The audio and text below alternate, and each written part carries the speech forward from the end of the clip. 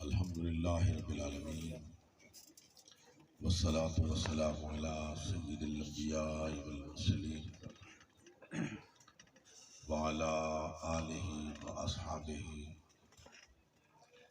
وازواجہ وذریتہ اجمعین اما بعد فاعوذ باللہ من الشیطان الرجیم بسم اللہ الرحمن الرحیم ان اللہ وملائکتہ یصلون علی النبی یا ایہا الذین آمنوا صلوا علیہ وسلموا تسلیما اللہم صل وسلم وبارک علی سیدنا ونبینا ومولانا محمد وبارک وسلم وصلی علیہ الصلاة والسلام علیک یا رسول اللہ الصلاة والسلام علیک یا حبیب اللہ الصلاة والسلام علیک یا شفیع المذنبین الصلاة والسلام علیک یا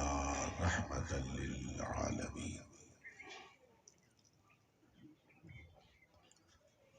انتہائی قابل احترام صدر بار ایسوسیشن کلر سیدہ، محترم secretary general bar association Kallar Syedan, bar کے جملہ ممبران، انتہائی قابل احترام وکلاء کرام، عمائدین محترم، خواتین و حضرات،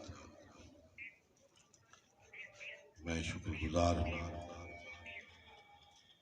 بار ایسوسیشن کا اور بالخصوص اپنے دو عزیزوں راجہ یاسر بشیر صاحب اور جناب جاوید چشتی صاحب کا کہ ان کی وساطت سے مجھے آج اس مجلس خیر و برکت میں حاضری کی سعادت حاصل ہو رہی ہے، اور میں فخر محسوس کر رہا ہوں کہ اپنے علاقے کے اصحاب علم و فضل، اصحاب فہم و دانش سے مخاطب ہونے کا شرف حاصل ہو رہا ہے۔ انتہائی قابل احترام سامعین محترم، جو آپ نے وقت اس مجلس کے اختتام کے لیے مقرر کر رکھا تھا، اس وقت پر مجھے اپنی معروضات کے آغاز کی سعادت حاصل ہو رہی ہے۔ میں انتہائی اختصار کے ساتھ چند گزارشات آپ کی خدمت میں پیش کرنے کی سعادت حاصل کروں گا۔ حضرت، جب سے نبی احتشام علیہ السلام کی بعثت مبارکہ ہوئی، اس وقت سے نثر اور نظم میں بارگاہ مصطفی میں سوغات عقیدت پیش کی جا رہی ہے، مسلسل پیش کی جا رہی ہے۔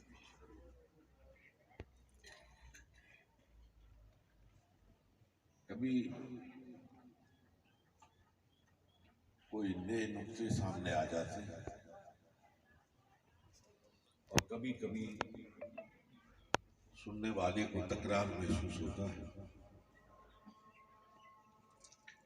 لیکن یہ سلسلہ جاری و ساری ہے۔ مجھے مشہور مستشرق مارگولیس کا ایک جملہ یاد آ رہا ہے، جو اس نے اپنی معروف زمانہ کتاب محمد اینڈ دا رائز آف اسلام، یہ دیباچی میں لکھا تھا۔ آگے اس نے کیا کیا نقطہ سنجیدہ کی میں اس بحث میں نہیں پڑھتا، لیکن ایک اس کا جملہ ایسا ہے جو عشق و محبت رکھنے والوں کے لیے ایک میناری کی حیثیت رکھتا ہے۔ اس نے کہا کہ محمد صلی اللہ علیہ وسلم کی بارگاہ میں نثر اور نظم دونوں میں لکھنے والے کمیت اور کیفیت ہر دو اعتبار سے اتنی تعداد میں ہے کہ اب اس میں کوئی اضافہ کرنا ممکن العمل نہیں۔ اتنا کچھ لکھا گیا کہ اب لکھنے والا کیا لکھے گا۔ لیکن کہتا ہے کہ پھر میں نے یہ سیرت پہ قلم کیوں اٹھایا؟ جب میں کوئی اضافہ نہیں کر پاؤں گا، کوئی نئی چیز نہیں سامنے لا سکوں گا، تو پھر آخر میرے قلم اٹھانے کا سبب کیا ہے؟ تو اس نے کہا صرف اور صرف یہ کہ محمد عربی صلی اللہ علیہ وسلم کے سیرت نگاروں کی فہرست میں میرا نام بھی شامل ہے۔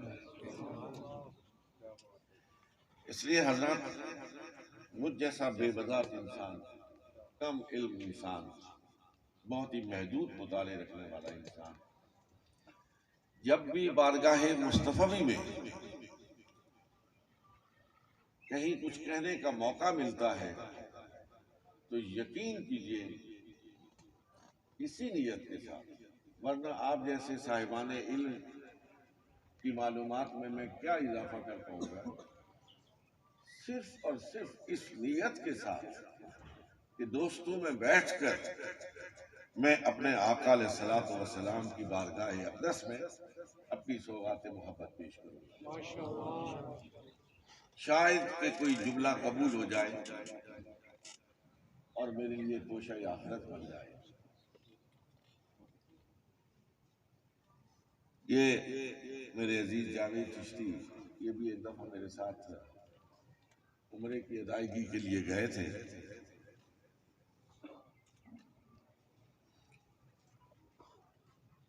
میرا ایک شروع سے معمول رہا کہ جب مدینہ طیبہ حاضری ہوئی اور خاص طور پر رمضان المبارک کے مہینے میں،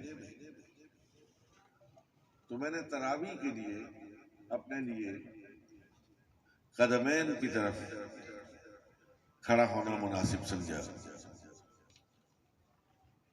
اسی جگہ کا انتخاب کیا۔ ایک میرے انتہائی قابل احترام بزرگ تھے، انہوں نے مجھ سے ارشاد فرمایا کہ یہاں تو قالین وغیرہ نہیں ہوتے اور زیادہ دیر کھڑے رہنے کی وجہ سے پاؤں بھی سوج جاتے ہیں، لیکن آپ بالالتزام یہیں پہ کھڑے ہوتے ہیں، اس کا سبب کیا ہے؟ تو میں نے ان سے عرض کیا تھا کہ صرف اور صرف اس غرض سے کہ جب میں سلام پھیرتا ہوں اور السلام علیکم ورحمۃ اللہ کہہ کے دائیں طرف منہ موڑتا ہوں تو ادھر حضور ہے، سیدنا صدیق اکبر ہے، سیدنا عمر ہے، اور جب ادھر منہ کر کے السلام علیکم ورحمۃ اللہ کہتا ہوں تو ادھر صحابہ کرام کی وہ جماعت جسے اللہ رب العالمین نے رضی اللہ عنہم ورضوا عنہ کا تاج پہنایا ہے، وہ سوئے ہوئے۔ اگر کبھی کسی وقت کسی ایک زبان سے میرے سلام کے جواب میں آ گیا کہ وعلیکم السلام ورحمۃ اللہ، تو میری بگڑی بن جائے گی۔ مجھے میری کامیابی کی ضمانت مل جائے گی. اس لیے حاضرین محترم، آپ لوگ خوش قسمت ہیں. میں آپ کو مبارکباد پیش کروں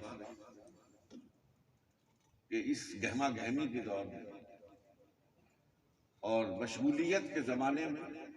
اللہ رب العالمین نے آپ کو یہ توفیق عطا فرمائی کہ آپ نے یہ موقع نکالا کہ اپنے آقا و مولا جناب محمد رسول اللہ صلی اللہ علیہ وسلم کی بارگاہ اقدس میں چند گھڑیاں گزاری جائیں، سوغات محبت پیش کی جائے. آقا خوش ہو جائے تو خدا خوش ہو جائے گا، اور خدا خوش ہو جائے گا تو زمانہ خوش ہو جائے گا. انتہائی قابل احترام سامعین محترم، نبی محتشم علیہ السلام کی ذات مدار ایمان ہے، ایمان کی جان ہے. ہمارا سارا دین حضور علیہ السلام کی ذات کے گرد چکر کاٹتا ہے. اگر اس مدار کو، اس محور کو بیچ میں سے نکال دیا جائے تو دین نام کی کوئی شے باقی نہیں رہتی. یہی وہ حقیقت ہے جس کی جانب علامہ اقبال رحمۃ اللہ تعالی علیہ نے اپنے معروف شعر میں اظہار کیا تھا کہ بمصطفیٰ برساں خیشرا کہ دی ہموست، بمصطفیٰ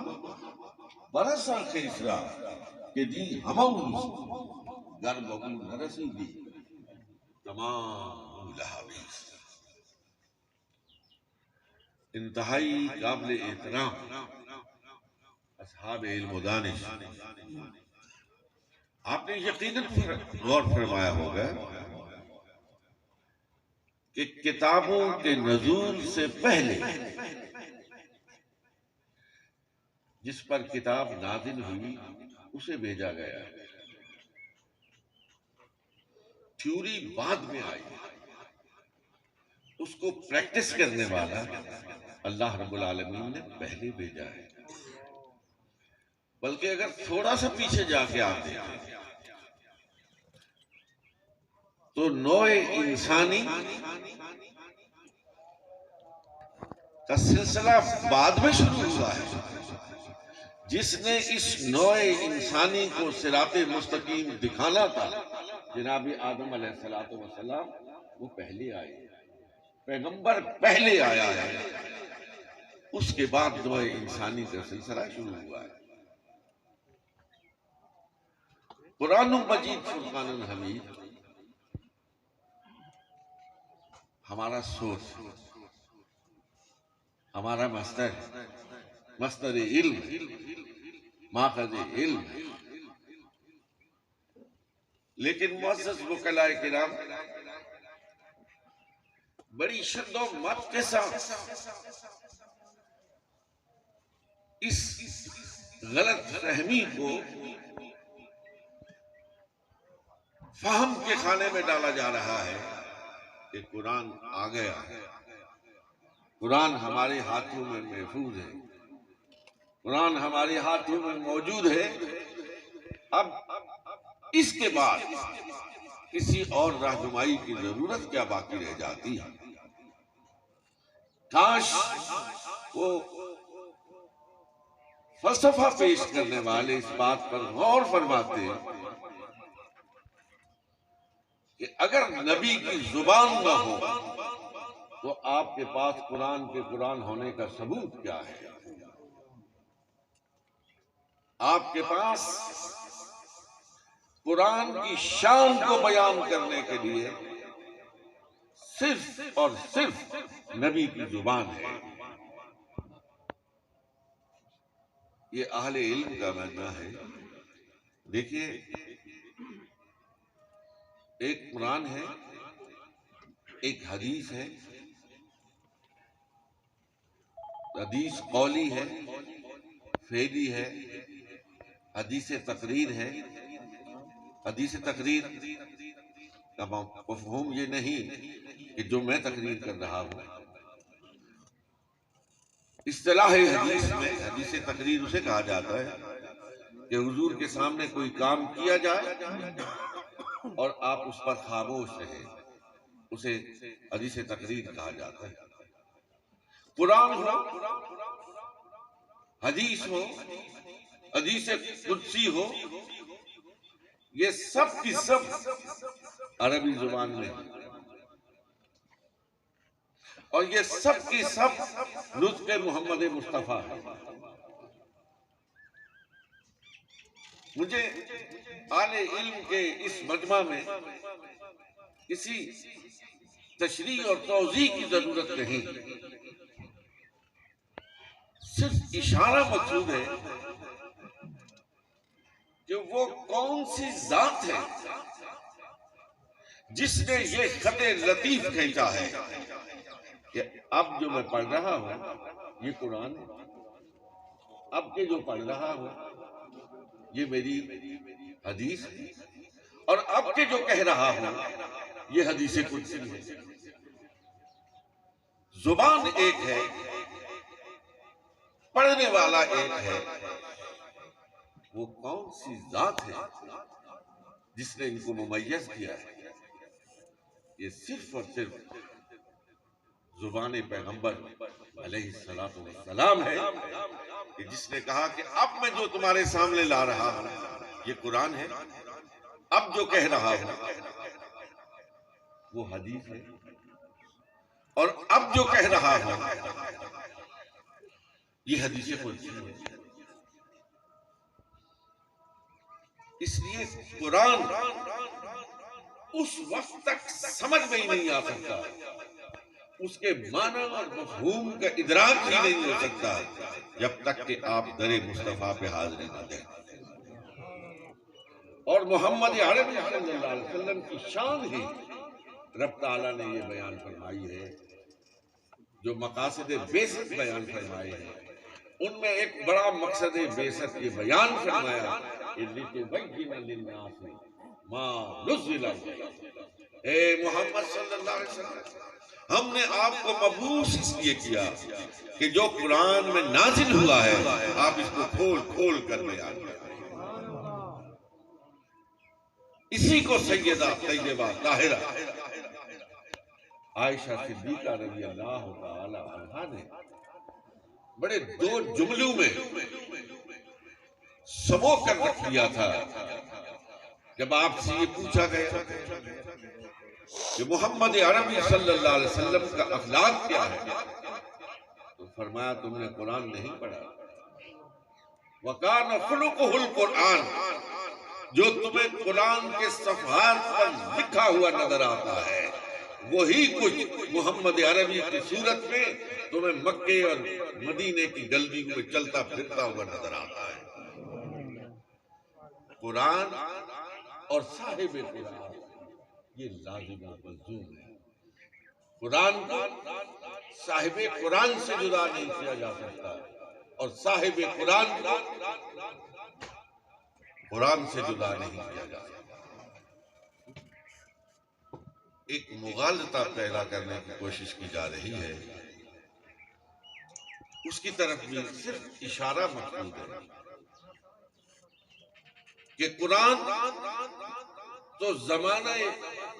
رسالت آپ صلی اللہ علیہ وسلم میں محفوظ کر دیا گیا، اور احادیث طیبہ یہ تو بہت بعد میں جمع کی گئی ہے۔ اس لیے جس طرح قرآن قابل اعتبار ہے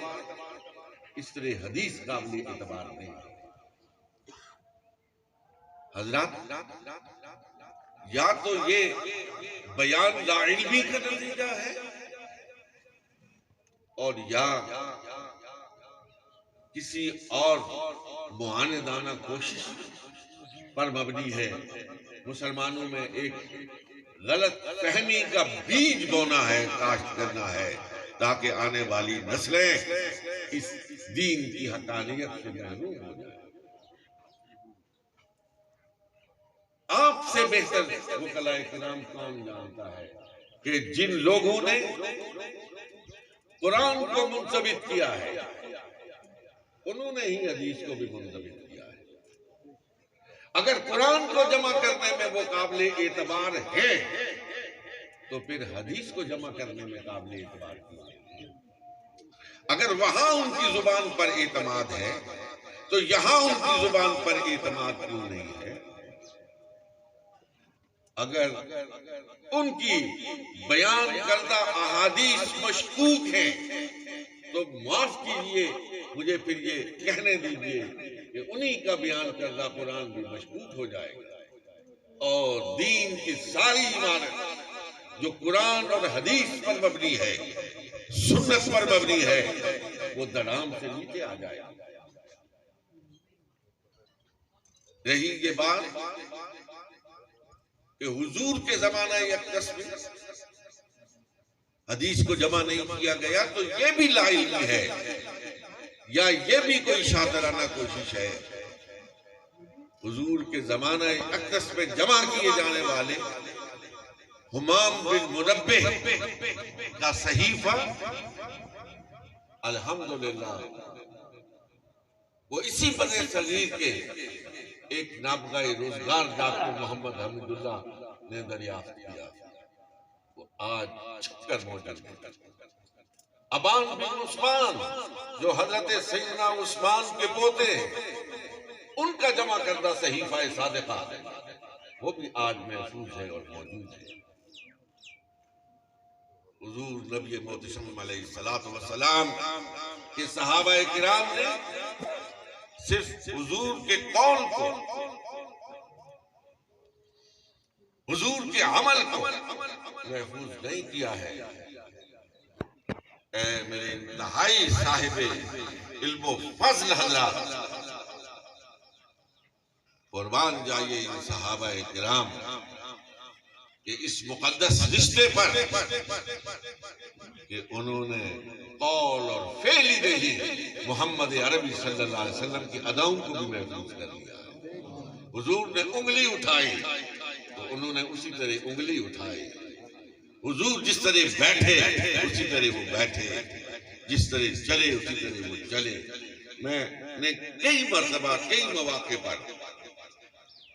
اپنی اس بات کے ابلاغ کے لیے یہ روایت پیش کی کہ حضور نبی کریم صلی اللہ علیہ وسلم نے ارشاد فرمایا، انا وکافل الیتیم فی الجنت ہاکذا، اس طرح دو انگلیوں کا اشارہ کیا کہ میں اور یتیم کی کفالت کرنے والا جنت میں اس طرح ہوں گے جس طرح یہ دو انگلیاں۔ آج 1500 سال کے بعد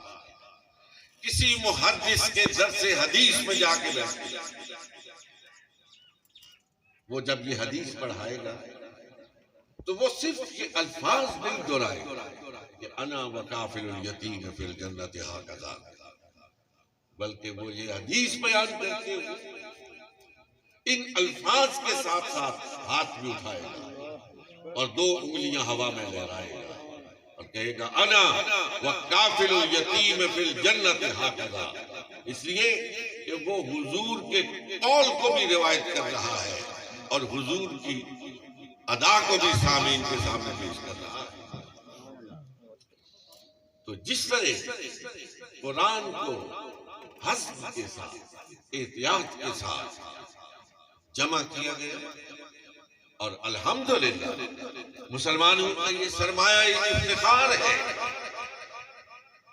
کہ کوئی بھی مسلمان پورے قوت کے ساتھ، جمعیت خاطر کے ساتھ، ایمان کی پختگی کے ساتھ کھڑے ہو کے یہ کہہ سکتا ہے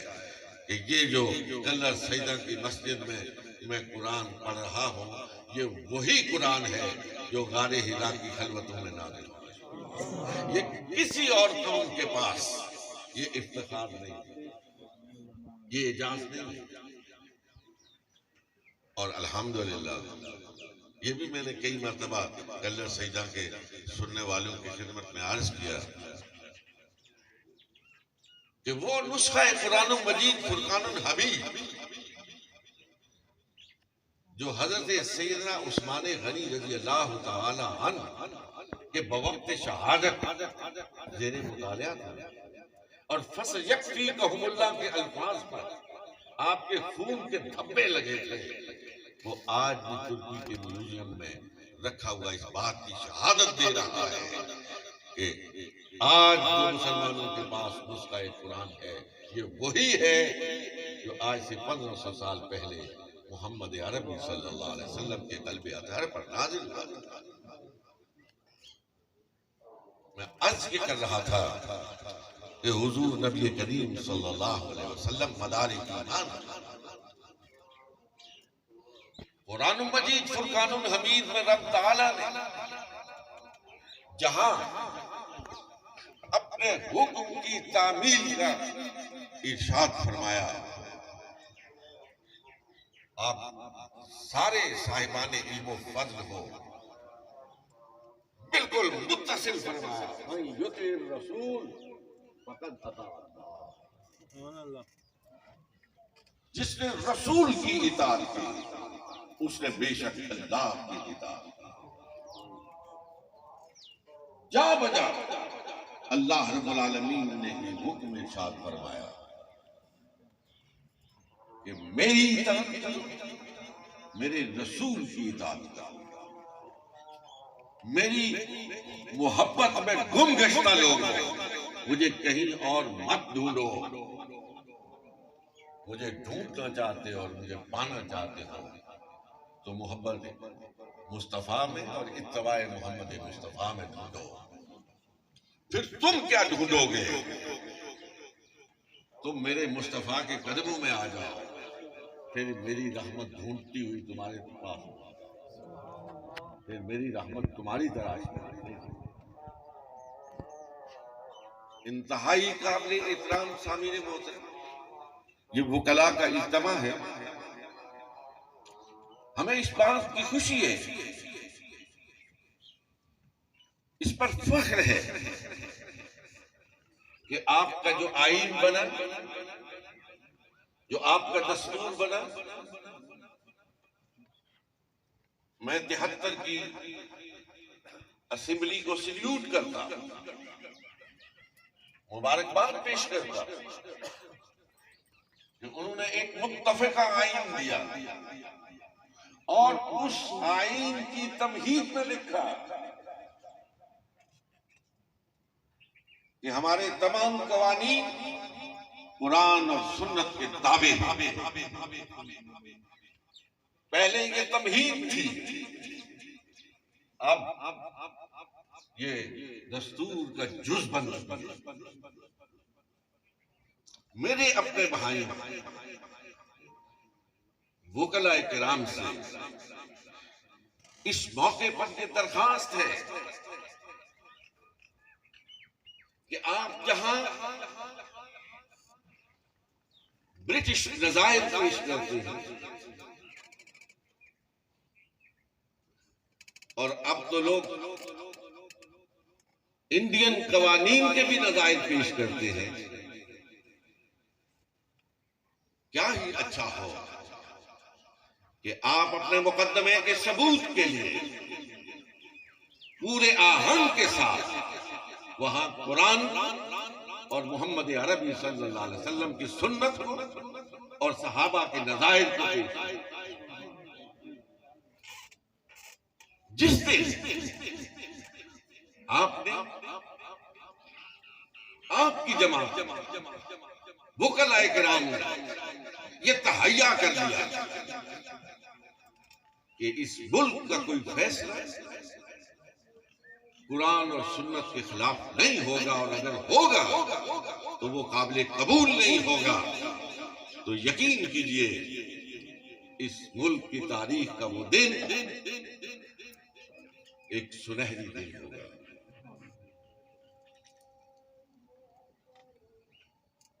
آئیے احمد ندیم قاسمی کی اس نعت کے مشہور اشعار پر اپنی گفتگو کا اختتام کرتے ہیں۔ کچھ نہیں مانگتا شاہوں سے یہ شیدا تیرا، کچھ نہیں مانگتا شاہوں سے یہ شیدا تیرا، اس کی دولت ہے فقط نقش کف پا تیرا۔ اور جتنے بھی سہارے ہیں سبک کرتے ہیں، اور جتنے بھی سہارے ہیں سبک کرتے ہیں، عزت نفس وہ بڑھاتا ہے سہارا تیرا۔ اور قاسم صاحب نے بڑا خوب کہا، اب تک کا جو ماضی تھا، اب تک کا جو ماضی تھا ہزاروں کا صحیح، اب تا حشر کا جو فردہ ہے وہ تنہا تیرا۔ وآخر دعوانا ان الحمدللہ رب العالمین۔